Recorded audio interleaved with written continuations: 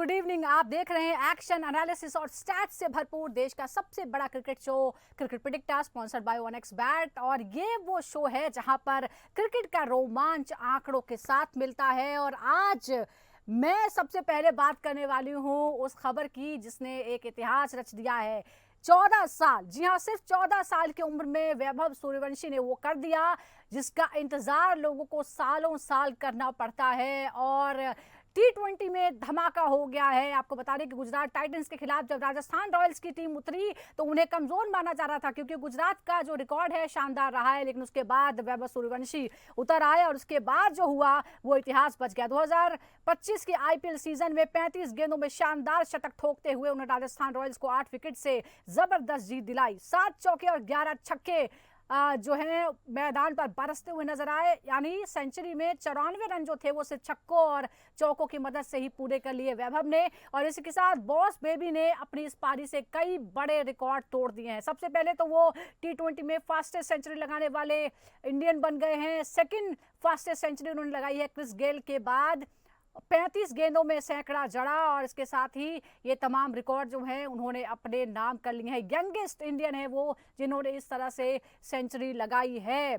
और उनकी पारी, जैसा मैंने बताया, 7 चौके 11 छक्के उनकी पारी में शामिल थे। और जो उन्होंने किया है उसके बाद हर तरफ से उनकी तारीफ हो रही है। और रिएक्शन जो है उनके गुरु और कोच जो हैं राहुल द्रविड़, उनका जो रिएक्शन था वो भी शानदार था, क्योंकि उनके पैरों में चोट लगी है और हमेशा वो व्हील चेयर पे आजकल नजर आते हैं। लेकिन जैसे ही वैभव ने छक्का मारा और सेंचुरी लगाई तो उसके बाद वो उछल पड़े और ये शायद ही कभी पहले देखने को मिला। तो आप समझ सकते हैं कि ये कितनी बड़ी बात है। आज का मुकाबले की हम बात करेंगे जो KKR वर्सेस दिल्ली कैपिटल्स के बीच में है। लेकिन सबसे पहले हम अपना फर्स्ट सेशन डेडिकेट करेंगे इस ऐतिहासिक पारी के लिए, वैभव सूर्यवंशी के लिए।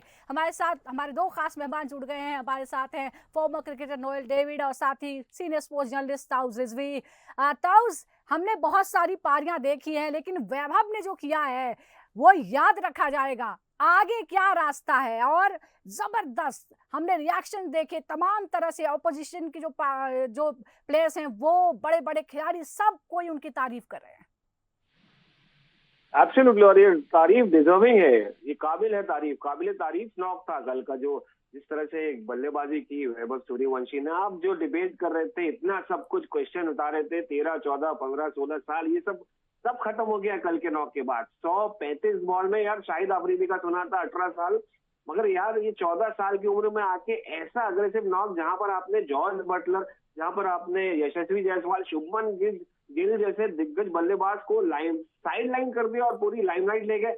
इससे बड़ा क्या हो सकता है? मुझे लगता है 14 साल की उम्र में ये बहुत बड़ा अचीवमेंट है। क्या कर रहे थे? मैं 14 साल की उम्र में, मुझे याद है कि मैं शायद कहीं ड्राइंग बना रहा था, कहीं कुछ होमवर्क कर रहा था, मगर ये बंदे ने जाके international level, IPL Indian Premier League सिर्फ नहीं है, इंटरनेशनल प्रीमियर लीग है, सारी सबकी नजरें इस पर रहती है। तो जो कमाल किया है, कॉन्फिडेंस के साथ, एटीट्यूड के साथ, अप्रोच के साथ, ये नया इंडिया है। ये डेफिनेटली आपको आंखों में आंखें डाल के, कितना भी बड़ा, कितने भी बड़े हो, आंखों में आंखें के खेलेगा और आपके जो भी चैलेंज है उसको क्वॉच कर देगा। यही साबित किया है वैभव सूर्यवंशी ने। बिल्कुल। और तमाम जो हमारे क्रिकेट प्रेमी हैं, जो छोटे बच्चे हैं, उनको एक नया आइकन मिल गया है वैभव सूर्यवंशी के रूप में। और उनकी पारियों का हम जिक्र करते हैं। 14 साल की उम्र में जो सबसे युवा शतकवीर वो बन गए हैं। और ये सिर्फ उनकी तीसरी पारी थी जिसमें उन्होंने ये जो इतिहास है वो बना दिया है। और साथ ही अगर हम छक्कों की बात करें तो सबसे ज्यादा छक्के एक पारी में उन्होंने लगा दिए हैं, 11 छक्के अपनी पारी में लगाए। और एक और बात यह है कि जायसवाल, यानी यशस्वी जायसवाल, जो उनसे थोड़े से बड़े हैं, वो भी उनके साथ डटे रहे और दोनों ने मिलकर 166 रनों की जो है साझेदारी यहां पर की। नोएल, आप क्या कहेंगे? सबसे तेज शतक यहां पर लगा, रिकॉर्ड बना दिया इस छोटी उम्र में। आप उनकी बल्लेबाजों को किस तरह से आंकते हैं? क्योंकि जब उनके बारे में पहली बार सुना गया तो कहा गया कि ये क्या चीज है, ये चाइल्ड प्रोडिजी है। ब्रायन लारा को अपना आइडियल मानते हैं, क्या वो झलक दिखी आपको? बिल्कुल, थोड़ी थोड़ी सी वो झलक दिखी है, क्योंकि जो स्ट्रोक मेकिंग थी, सिमिलरिटी थोड़ी दिखी है ब्रायन लारा की, बस ज्यादा क्रिस गेल की दिखी है। जो तरीके से मारते हैं ठहर के, इट अमेजिंग था। देखिए, मेरे हाथ में गूज बम्स आ रहे हैं लड़के के बारे में बात किया तो। दैट शोज द टैलेंट जितना अपने कंट्री में है, कैसा प्रोड्यूस कर रहे हैं टैलेंट। आई थिंक ये थोड़ी बहुत क्रेडिट, थोड़ी बहुत नहीं, ज्यादा क्रेडिट राहुल द्रविड़ को भी देना चाहिए, क्योंकि बिल्कुल। जो मेच्योर किए हैं आईपीएल में सूर्यवंशी को, उनको पता है कि कब इसको मैदान में उतारना है, कब इसको एक अपॉर्चुनिटी देना है, और बराबर टाइम पे अपॉर्चुनिटी दिया गया है लड़के को, और लड़के ने काफी बड़ी दिल से ग्रैब किए, और कल जो गेम खेली है, वाह क्या बात है। आई मैं टीवी ऑन किया तो हम्म। 25 पे बैटिंग कर रहा था, मतलब भाई ये लड़का पता नहीं, बैक ऑफ द माइंड थोड़ी बहुत कह रहा था कि ये लड़का कुछ कर सकता है, अगर करेगा तो शायद ही बी एस्ट, एंड प्रूव मी और not, he has done what कोई नहीं कर सकता है। आई थिंक गॉड के बाद, मास्टर सचिन तेंदुलकर के बाद, आई थिंक ये, I am not comparing anything, but ये लड़का T20 फॉर्मेट की जो बॉलर की धुलाई की है कल, हाई वॉचिंग थी, हाई कैचिंग थी, जो तरीके से stroke making all around the ground, पूरी ग्राउंड की तरफ से जो मारे हैं, I think it was just, I no words to express कि ये लड़का कहां तक जा सकता है, और शायद जल्दी से अगर उसको अपॉर्चुनिटी मिले, और I will also go and watch his match, बिल्कुल। क्योंकि जो तरीके से he batted yesterday, it was just amazing. बिल्कुल अमेजिंग अमेजिंग है, जाहिर तौर पर ये पारी अमेजिंग है, लेकिन ताउस जब हम 14 साल 32 दिन की उम्र के एक बच्चे की बात कर रहे होते हैं, तो हम ये एक्सपेक्ट नहीं करते कि वो इस तरह से तमाम जो बड़े बड़े बॉलर्स वहाँ पर थे उनको भी धराशायी कर देगा। ईशांत शर्मा की तस्वीरें भी सामने आई हैं कि किस तरह से वो बिल्कुल डिसअपॉइंटेड नजर आ रहे थे, कितना महंगा पड़ा उनका ओवर भी। लेकिन अब भविष्य के महान खिलाड़ी बनने के लिए उन्हें क्या चीजें ख्याल रखनी पड़ेगी? वीरेंद्र सहवाग का भी एक बयान आया है कि उन्हें विराट कोहली को अपने आइडल मानना चाहिए, जो 19 साल की उम्र में से जुड़े थे और आज 18 साल से वो खेल रहे हैं, यानी उन्हें 20 साल तक आईपीएल खेलने का टारगेट रखना चाहिए। वीरेंद्र सहवाग सलाह दे रहे हैं, और ये मॉडर्न डे की सलाह है। नॉर्मली और क्रिकेटर अगर आप पिछले जमाने में होते तो शायद आईपीएल नहीं होता, तो शायद उनको कहा जाता कि भाई टेस्ट क्रिकेट पे फोकस करो, ओडीआई पे फोकस करो, और टीम इंडिया खेलने की कोशिश करो। ये अच्छी सलाह है कि 20 साल आईपीएल खेलने की, क्योंकि आज मॉडर्न डे क्रिकेट, और ये हमको एक्सेप्ट करना पड़ेगा कि ये एटीट्यूड, ये अप्रोच यंगस्टर्स लेके आएंगे। मुझे याद है देवधर ट्रॉफी में जब ईशांत शर्मा को खेल रहे थे पृथ्वी शॉ, ऐसे ही जबरदस्त टैलेंट थे, ऐसे ही उनको आगा जा रहा था कि यार फ्यूचर नेक्स्ट बिग थिंग है, और डेफिनेटली अभी भी टैलेंट पोजेस करते हैं, मगर ये बंदे ने सबको सुपरसीड कर लिया है। 14 साल की उम्र में आके इसने दिग्गज मोहम्मद सिराज कही है, प्रसिद्ध कृष्णा, ईशांत शर्मा, राशिद खान जैसे अटैक को पीछे छोड़ दिया, तहस नहस कर दिया, तो ये बहुत बड़ी बात है। तो मैं ये कहूंगा कि भाई आप देखिए, स्टाइल तो आप अपनी वैसी रखिए, मगर कहीं ना कहीं आप एक विजन लेके चलिए। टीम इंडिया के लिए खेलना है, लंबा खेलना है, टीम इंडिया के लिए नए रिकॉर्ड बनाना है। तेंदुलकर का तो नहीं, बट तेंदुलकर के आसपास लेके, सचिन के आसपास जाके आपको लंबा खेलना है। तो प्रोसेस है, at the end of the day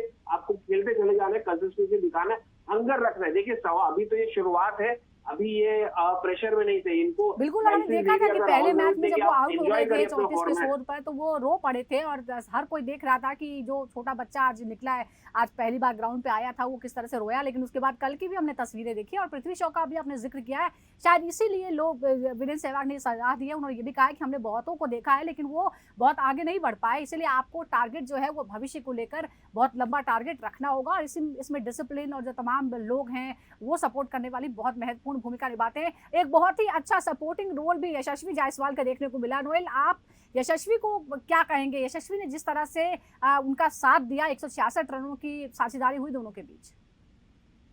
देखिए, जब आपकी अदर एंड पे युवा खिलाड़ी जो गेंदबाज की छक्के छुड़ा रहे हैं, तो आप एक स्पेक्टेटर होके मजा लीजिए। वही तो कर रहे थे यशस्वी जायसवाल, नॉन स्ट्राइकर एंड पे मजा ले रहे थे वो उसकी बैटिंग पे। हर बॉल पे जो आके ग्लव को मार रहे थे, शाबाशी दे रहे थे, तारीफ कर रहे थे, तो मजा काफी, यू कुड सी यशस्वी हंस रहे थे अदर एंड पे। जो मोहम्मद सिराज काफी बढ़िया फॉर्म में थे बॉलिंग में, उनको मारे, ईशांत को मारे, जो डेब्यूटेंट इमाम को मारे, सबको धुलाई की है वैभव ने। तो इफ मैं यशस्वी की जगह पे रहता, मैं भी मजे लेता था, यार ये क्या हो रहा है, ये तो someone is going after the bowlers and I will have fun at the बिल्कुल, और हमने other बाहर end. की भी तस्वीरें वही देखी तय कर जब रहे थे. दोनों साथ में नजर आ रहे थे और कैसे यशस्वी ने कंधे पर हाथ रखा हुआ था वैभव के, एकदम बड़े भाई की तरह उन्हें सपोर्ट करते हुए नजर आए। और जाहिर तौर पर जैसे हम कहते हैं कि टी20 में किसी भी एक दिन कुछ भी हो सकता है और वैसा ही कुछ हुआ। टेबल पर बिल्कुल मजबूत फॉर्म में जीटी नजर आ रही थी, लेकिन राजस्थान रॉयल्स ने और वैभव सूर्यवंशी ने सब कुछ पलट दिया। पूरी तौर पर का राजस्थान रॉयल्स और वैभव सूर्यवंशी का ही दिन था। चलिए अब आज के दिन की बात कर लेते हैं। आज एक और बड़ा मुकाबला है, दिल्ली कैपिटल्स वर्सेस केकेआर का ये मुकाबला होने वाला है। दिल्ली कैपिटल्स अपना पिछला मैच 2 दिनों पहले ही अपने ही होम ग्राउंड में आरसीबी के खिलाफ हारी है, इसीलिए थोड़ा सा प्रेशर जरूर महसूस कर रही होगी। आंकड़े क्या है हेड टू हेड में बता देते हैं। 33 बार आमना सामना हुआ है, दिल्ली कैपिटल्स ने 15 बार और केकेआर ने 18 बार जीत हासिल की है। और पिछले कुछ 10 मुकाबलों की हम बात करें जो कि अरुण जेटली स्टेडियम में यानी जो जहां आज मैच हो रहा है वहां पर जो मुकाबला हुआ है, तो 5-5 जो है वो दोनों ने जीते हैं। ये रिकॉर्ड पुराने रिकॉर्ड कहते हैं। अब बड़ा सवाल ये है कि आज क्या होने वाला है। जिस तरह से ताउस यहाँ हम दिखा रहे हैं, इन दोनों मुकाबले की हम बात कर लेते हैं। हम तो पूरी तरह से वैभव में हो चुके हैं, लेकिन अब केकेआर और दिल्ली की बात करते हैं। तो क्या आपको लगता है कि इस सीरीज में तो दिल्ली कैपिटल्स डोमिनेट करे, हालांकि पिछले मुकाबले में अपने ग्राउंड पर वो हारी। केकेआर ओवरऑल थोड़ी सी बढ़त ले हुए। आज आपको क्या लगता है किसका पलड़ा भारी हो सकता है? देखिए, एक एक पॉइंट या कहेंगे दो पॉइंट या एक विक्ट्री बहुत क्रूशियल होती है। आपने पिछली मैच में आरसीबी से पहले देखा कि भाई टॉप ऑफ द टेबल से दिल्ली कैपिटल्स, और जिस तरह से आरसीबी ने उनको हराया, सडनली वो चौथे नंबर पे आ गए। तो कितना इंपॉर्टेंट होता है, हर एक मैच इंपॉर्टेंट है गोइंग इनटू द प्लेऑफ्स। और लगभग 9-10 मैचेस हो गए सबके।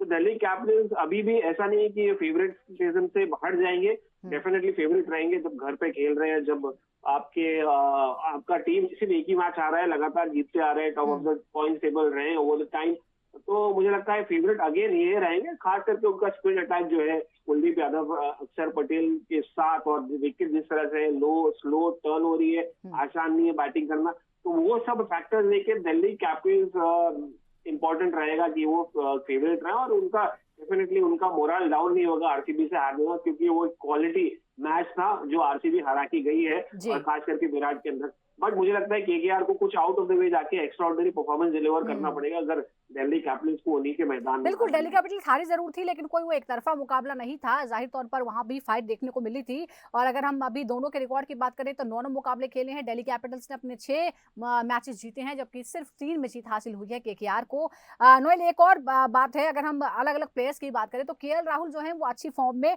नजर आ रहे हैं। उनकी फॉर्म की क्या बड़ी भूमिका रहेगी, खासतौर पर जो अरुण जेटली स्टेडियम है वो स्पिन फ्रेंडली मैदान माना जाता है। ऐसे में केएल राहुल की भूमिका आज क्या होने वाली है?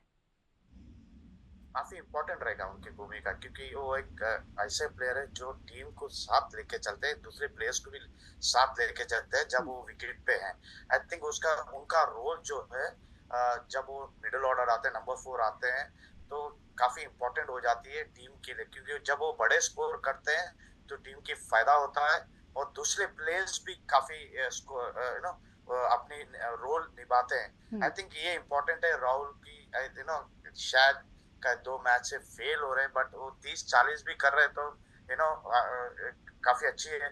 बट जब वो करते हैं तो टीम को जिताते हैं। वो बैंगलोर में देख चुके हैं अपन, जब वो सिंगल हैंडेडली आरसीबी के अगेंस्ट जीता है। आई थिंक उनको रहना जरूरी है एंड तक, क्योंकि अगर वो एंड तक है तो डीसी के लिए काफी फायदा होगा। बिल्कुल ये फायदा हो जाएगा। हालांकि केकेआर का पिछला मुकाबला धुल गया था, ये भी हमें गौर करना होगा। इसकी वजह से थोड़ी और मुश्किल हो गई थी, क्योंकि एक पॉइंट जो है वो बढ़ गया था दोनों के बीच। केएल राहुल ने पिछले मुकाबले में 41, उससे पहले 57, 28, 38 और 15 जो है स्कोर किया था। अजिंक्य रहाणे यानी दूसरे टीम के कप्तान की अगर हम बात करें तो 50 उन्होंने गुजरात के खिलाफ बनाए थे, उससे पहले 17, 20 और 61 रन उन्होंने बनाए थे। और पिछले मुकाबले में तो मैच आगे बढ़ ही नहीं पाया था। लेकिन अगर हम यहाँ देखें, दिल्ली कैपिटल्स मौजूदा सीजन में बेहतर स्थिति में है। जाहिर तौर पर इसका आत्मविश्वास पर तो असर पड़ेगा ही ना। था उस अगर केकेआर ओवरऑल अच्छा भी कर रही हो, दूसरे सीजन में भी कर रही हो, डिफेंडिंग चैंपियन भी हो, लेकिन डीसी जिस फॉर्म में है, हर टीम जो है वो थोड़ा घबरा रही है उसके सामने। नहीं, देखिए केकेआर उतना ही बेहतर नहीं कर रही जैसे एक डिफेंडिंग चैंपियन को करना है। वो तो दिल्ली कैपिटल्स कर रही है कि भाई वो पिछले इतने सालों से कोई क्वालिफिकेशन हुआ नहीं, मगर फाइनल जो रूप दिखाया है उन्होंने, वो डिफेंडिंग चैंपियन जैसा दिखाया है।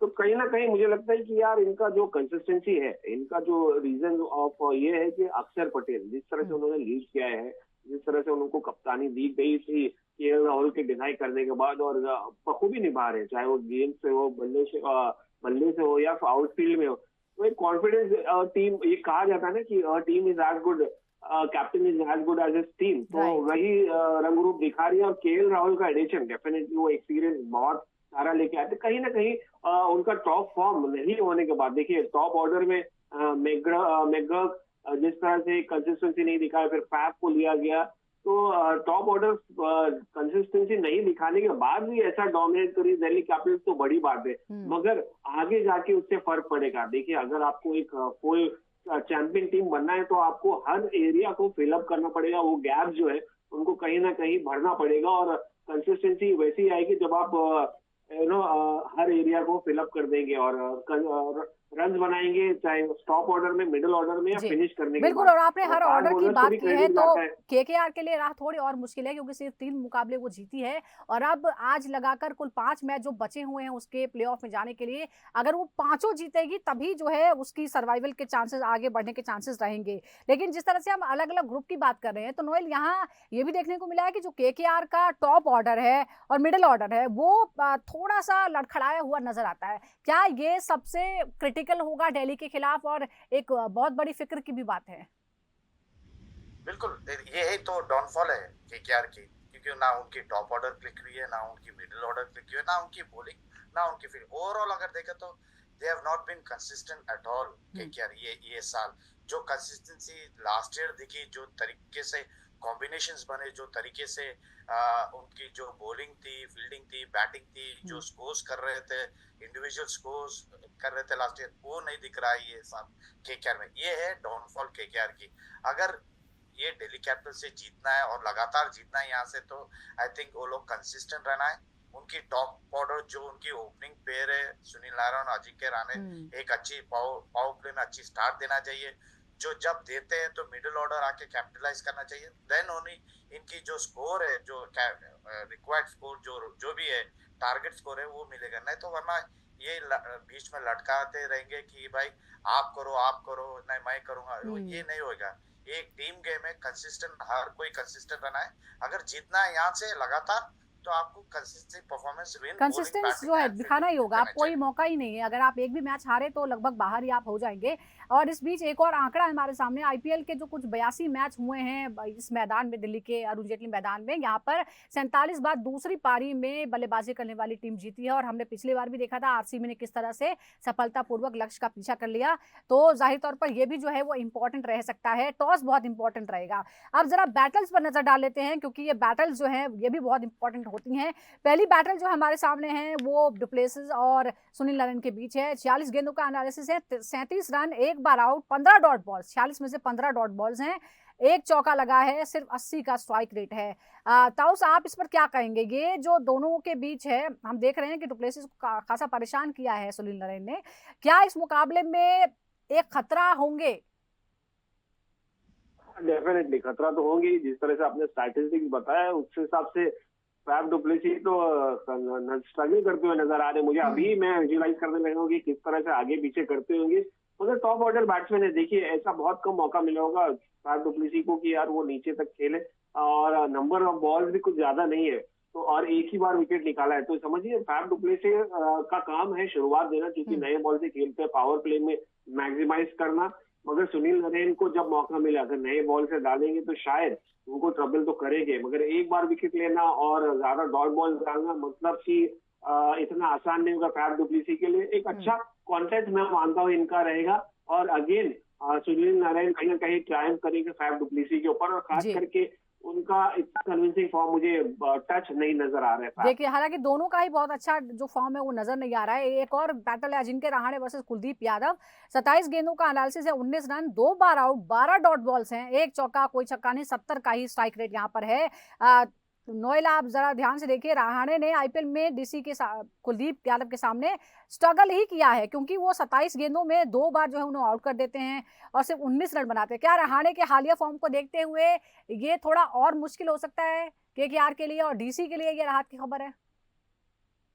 देखिए, अगर ये फॉर्म अगर चल बसी तो आई थिंक कुलदीप यादव को काफी अच्छी चांस है फिर से विकेट लेने की अजिंक्य रहाणे की, क्योंकि अजिंक्य रहाणे काफी अच्छे फॉर्म में नहीं है। ताकि वाला अलावा वो काफी अच्छे प्लेयर है स्पिनर के, you know he is a very good player of the spinner, but at the moment अगर मैं कहूं तो he is not in good form, जहां कुलदीप यादव को अच्छा चांस है अगर जब तक रहे, अगर बीच की ओवर अगर सरवाइव करे जब तक कुलदीप यादव आए बॉलिंग के लिए, I think Ajinkya Rahane will take the edge at that moment, because काफी बढ़िया प्लेयर है स्पिनर के, उनकी फुटवर्क काफी अच्छी है, उनके पास हर स्ट्रोक है स्पिनर्स के लिए। लेकिन आज के दिन क्या होगा, ओवरऑल तो अच्छे खिलाड़ी हैं इसीलिए आज के दिन I think at the moment Kuldeep Yadav को एज है, अगर जब तक सरवाइव है तो। एक और बैटल हमारे सामने, केएल राहुल वर्सेस वरुण चक्रवर्ती, 46 बोले 45 रन, एक बार आउट, 14 डॉट बॉल्स, 3 चौके, कोई छक्का नहीं, सिर्फ 97 का स्ट्राइक रेट है, औसत है 45 का। ये देखिए ये सारे जो हम देख रहे हैं इन सब पे जो बॉलर्स हैं वो भारी पड़ते हुए नजर आ रहे हैं। राहुल सब क्या कहेंगे, क्या राहुल को चक्रवर्ती चैलेंज से निपटने के लिए कोई खास रणनीति बनानी होगी, क्योंकि वो अच्छी फॉर्म में तो है लेकिन चक्रवर्ती ने उन्हें हमेशा परेशान किया ही दिख रहा है। एग्जैक्टली रन बनाने नहीं दिया, विकेट नहीं लिया तो क्या हो गया, और सब ने एक एक बार ही विकेट निकाली। नहीं देखिए एक तो ये है कि भाई दिल्ली में एडवांटेज अभी स्पिनर्स को रहेगा, क्योंकि बॉल तो एक तो लो रह रही, दूसरा टर्न में हो रही, तीसरा आपकी आउटफील्ड में आसान नहीं रहेगी, तो कहीं ना कहीं मुझे लगता है कि एडवांटेज चाहे सुनील नरेन हो, चाहे वरुण चक्रवर्ती या कुलदीप यादव को रहेगा, और बल्लेबाज स्ट्रगल करते हुए नजर आएंगे, क्योंकि आप जब टाइम ही नहीं करेंगे, बॉल नहीं कर पाएंगे स्लोनेस की वजह से विकेट पे, तो आप क्या बड़े शॉट्स मारेंगे, क्या आप बाउंड्रीज खेल लेंगे। तो कहीं ना कहीं यही एडवांटेज यूज करना चाहिए वरुण चक्रवर्ती को केएल राहुल के सामने। केएल राहुल मगर एक क्लास प्लेयर है, देखिए उनको का फुटवर्क भी जबरदस्त है, स्टेप आउट भी अच्छा कर लेते हैं, बैकफुट पे भी चले जाते हैं, फ्रंट फुट पे भी कब खेलना उनको पता है। तो ओवरऑल देखिए अच्छा कॉन्टेस्ट है अगेन इन दोनों के बीच, दिग्गज खिलाड़ी है। कॉन्टेस्ट तो अच्छा होगा, लेकिन डीसी और केकेआर का कॉन्टेस्ट कैसा होगा और कौन भारी पड़ सकता है, कौन है आज का फेवरेट हाउस? मेरा फेवरेट आज का दिल्ली कैपिटल्स रहेंगी, क्योंकि देखिए ओवरऑल कॉम्बिनेशन जबरदस्त है जी। नोएल आपका फेवरेट आज कौन है? मैं दिल्ली कैपिटल्स कह रहा हूँ, क्योंकि देखिए जिंक्स तो टूटना है होम ग्राउंड में, शायद आज टूटेगा जिंक्स। चलिए देखते हैं, क्योंकि दिल और दिमाग जो है कई बार अलग बातें करते हैं। कल हम राजस्थान रॉयल्स को कमजोर मान रहे थे, लेकिन राजस्थान रॉयल्स जो है वो भारी पड़ी है। अब देखते हैं कि दिल्ली कैपिटल्स आरसीबी से हार के बाद उभरती है या फिर केकेआर को कोई प्लेयर नहीं है ना कि देखते हैं केकेआर को क्या मौका मिलता है, क्योंकि सरवाइव करने का सवाल केकेआर के सामने है। तो कुछ ही देर बाद मुकाबला शुरू हो जाएगा, Delhi Capitals versus Kolkata night Riders, Delhi के अरुण जेटली मैदान में, और इस पर हमारी नजर बनी रहेगी। फिलहाल बहुत बहुत शुक्रिया आपका ताउस और नोएल, आपका भी बहुत बहुत शुक्रिया, दर्शकों का भी बहुत बहुत शुक्रिया। इस तरह के एनालिसिस के लिए आप लगातार जुड़े रहिए क्रिकेट प्रेडिक्टर के साथ।